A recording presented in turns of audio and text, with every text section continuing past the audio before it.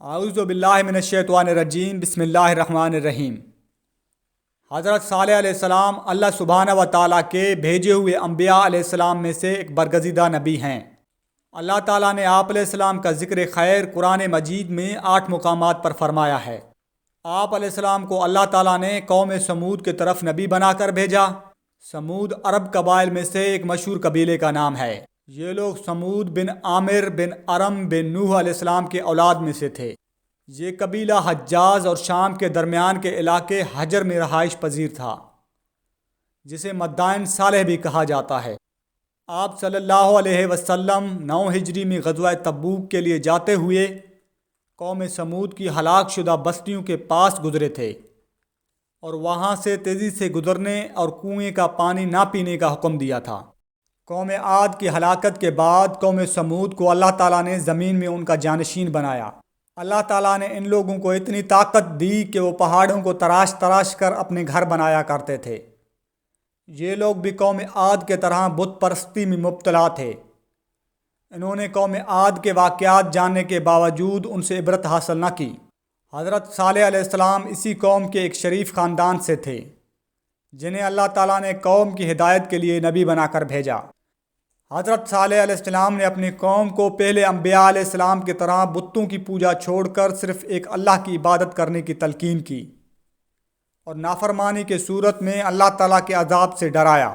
کچھ لوگ تو ایمان لے آئے، لیکن اکثر نے حضرت صالح علیہ السلام کی بات ماننے سے انکار کر دیا۔ حضرت صالح علیہ السلام نے اپنی قوم کو بڑے اچھے انداز میں سمجھانے کی کوشش کی کہ جن بتوں کی تم عبادت کر رہے ہو وہ تمہارے کسی کام کے نہیں آ سکتے، لہذا انہیں چھوڑ کر تم سب اللہ کی عبادت کرو جو تمہارا حقیقی معبود ہے۔ حضرت صالح علیہ السلام کے واضح نصیحت کو قبول کرنے کے بجائے قوم نے حضرت صالح علیہ السلام پر مختلف الزامات عائد کرتے ہوئے آپ کو جھٹلایا اور کہنے لگے، اے صالح، تم پر جادو کر دیا گیا ہے جس کی وجہ سے تمہاری عقل کام نہیں کر رہی ہے، اس لیے تم بہکی بہکی باتیں کر رہے ہو۔ تم بھی ہمارے جیسے انسان ہو اور یہ دعویٰ کر رہے ہو کہ اللہ نے تمہیں ہمارے لیے رسول بنا کر بھیجا ہے۔ حضرت صالح علیہ السلام نے جب قوم کو دعوت توحید پیش کی تو قوم نے اس سے ماننے سے انکار کر دیا اور کہنے لگے، اگر تم واقعی اللہ کے نبی ہو تو اللہ تعالیٰ سے کہو بطور نشانی کاتبہ نام بستی کے چٹان میں سے 10 ماہ کی حاملہ اونٹنی نکالے اور وہ باہر نکلتے ہی بچہ جنے۔ آپ علیہ السلام نے قوم سے پختہ ایمان لانے، عہد لینے کے بعد کھڑے ہو کر نماز پڑھ کر اللہ تعالیٰ سے دعا مانگی کہ وہ ان لوگوں کے مطالبہ کو پورا فرماتے ہوئے پہاڑ سے اونٹنی نکال دے۔ چنانچہ اللہ تعالیٰ نے حضرت صالح علیہ السلام کی دعا قبول فرما لی۔ پہاڑ کی ایک چٹان پھٹی اور اس میں ایک بہت بڑی حاملہ اونٹنی نکل آئی، جس نے باہر نکل کر قوم کے سامنے بچے کو جنم دیا۔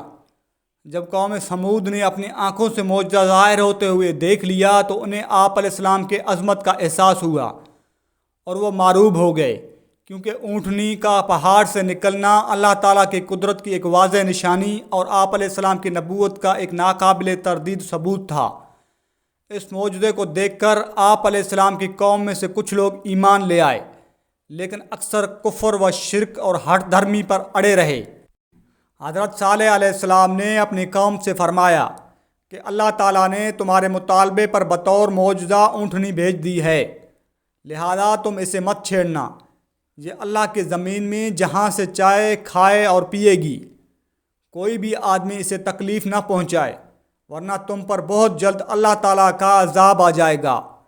وہ اونٹنی ان میں موجود رہی، وہ جہاں چاہتی چرتی۔ جب کنویں پر پانی پینے کے لیے آتی تو سارا پانی پی لیتی، جس پر لوگوں کو اعتراض ہوا۔ آپ علیہ السلام نے فرمایا، ایک دن پانی پینے کے لیے باری تم اپنے لیے مقرر کر لو اور ایک دن اس اونٹنی کے لیے۔ کچھ عرصہ تک یہ معاملہ یوں ہی چلتا رہا۔ حضرت صالح علیہ السلام کو بطور معجزہ ملنے والی اونٹنی کی خاصیت یہ تھی کہ جیسے ہی وہ پانی پیتی فوراً اس کے تھن دودھ سے بھر جاتے اور اتنا زیادہ دودھ ہوتا کہ اس کا دودھ نکالنے سے لوگوں کے برتن دودھ سے بھر جاتے۔ قوم کے جانور اس اونٹنی سے ڈرتے تھے، اس لیے اونٹنی قوم کے جانوروں سے الگ رہتی تھی۔ حضرت صالح علیہ السلام نے اونٹنی کے بارے میں اپنے قوم کو سمجھا دیا تھا کہ اسے کوئی تکلیف نہ پہنچائے، ورنہ اللہ تعالیٰ کی طرف سے تمہیں عذاب گھیر لے گا۔ لیکن آپ علیہ السلام کی قوم نے آپ علیہ السلام کی بات کو اہمیت نہ دی اور جمع ہو کر یہ طے کیا کہ اس اونٹنی کو قتل کر دیں گے تاکہ سارا پانی ہمیں مل جائے۔ قوم سمود میں دو عورتیں ایسی تھیں جنہیں حضرت صالح علیہ السلام سے سخت نفرت تھی۔ ان میں سے ایک بہت مالدار اور اعلیٰ خاندان کی عورت تھی جس کا نام صدوق بنت مہیا تھا۔ اس نے قبیلہ اسلم کے ایک آدمی سے نکاح کیا، پھر اس سے طلاق لے کر اپنے چچا داد مسرہ بن مہرج سے کہا کہ اگر تم صالح علیہ السلام کے اونٹنی کو قتل کر دو تو میں تم سے شادی کر لوں گی۔ دوسری عورت کا نام انیزہ بنت غنیم بن مجلس تھا۔ یہ ایک مالدار آدمی دواب بن عمرو کی بیوی تھی۔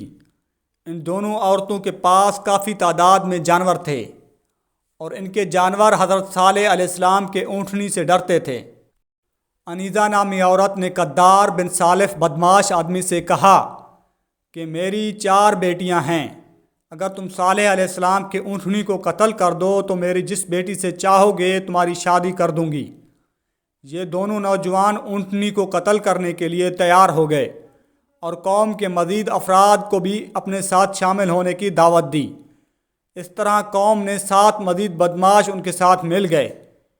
ان 9 افراد نے مل کر قبیلے کے باقی افراد کی بھی حمایت حاصل کر لی اور اونٹنی کو قتل کرنے کے لیے گھات لگا کر بیٹھ گئے۔ جب اونٹنی کنویں سے پانی پی کر واپس آئی تو مصدع نے اس پر تیر چلا دیا۔ انیزہ اور اس کی بیٹیاں قدار کی حوصلہ افزائی کے لیے آگے بڑھیں اور اسے خوب جوش دلایا۔ قدار نے اونٹنی پر تلوار سے وار کیا جس سے وہ زمین پر گر پڑی اور زور سے آواز نکالی۔ اونٹنی کا بچہ دوڑ کر قریبی پہاڑ پر چڑھ گیا۔ آخر کار قدار نے اونٹنی کے گلے میں نیزہ مار کر اسے قتل کر دیا۔ پھر وہ اونٹنی کے بچے کے پیچھے بھاگے، لیکن اونٹنی کا بچہ پہاڑ کے اندر چلا گیا۔ حضرت صالح علیہ السلام کو جب اونٹنی کے مرنے کی اطلاع ملی تو آپ علیہ السلام فوراً تشریف لائے اور اونٹنی کو مردہ حالت میں دیکھ کر رو دیے۔ حضرت صالح علیہ السلام نے اونٹنی کو مردہ حالت میں دیکھ کر اپنے قوم سے مخاطب ہو کر کہا کہ اب تمہیں 3 دن کی مہلت ہے، تم اپنے انجام کا انتظار کرو۔ کل تمہارے چہرے زرد، پرسوں سرخ اور تیسرے دن کالے ہو جائیں گے، اس کے بعد چوتھے دن عذاب الہی آ جائے گا۔ حضرت صالح علیہ السلام کی پیشن گوئی کے مطابق دوسرے دن عذاب الہی کی علامات ظاہر ہونے لگے اور لوگوں کو اپنے بارے میں فکر ہونے لگی۔ انہوں نے حضرت صالح علیہ السلام سے عذاب کو ٹالنے کی صورت دریافت کی اور اونٹنی کے بچے کو بھی تلاش کیا مگر وہ نہ ملا۔ آخر کار انہوں نے حضرت صالح علیہ السلام کو شہید کرنے کا منصوبہ بنایا، لیکن حضرت صالح علیہ السلام کو اللہ تعالیٰ نے ان کی قوم کے برے ارادے سے آگاہ کر دیا اور آپ علیہ السلام رات ہی رات میں وہاں سے نکل گئے۔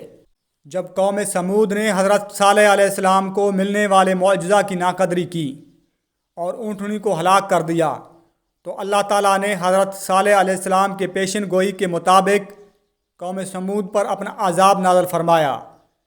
انہوں نے اونٹنی کو بدھ کے دن قتل کیا تھا۔ وہ جمعرات، جمعہ اور ہفتے کے دن زندہ رہے۔ اتوار کے دن صبح کے وقت اللہ تعالیٰ نے ان پر آسمان کے طرف سے ہیبت ناک چیخ مسلط کر دی۔ زمین میں زلزلہ برپا کیا جس سے تمام کفار کے جسموں پر کپ کپی طاری ہو گئی۔ وہ اپنے گھروں میں جیسے بیٹھے تھے ویسے ہی بیٹھے بیٹھے بے جان جسموں میں تبدیل ہو گئے۔ صرف وہ لوگ زندہ بچے جو حضرت صالح علیہ السلام کی تعلیمات کے مطابق اللہ تعالیٰ پر ایمان لے آئے تھے۔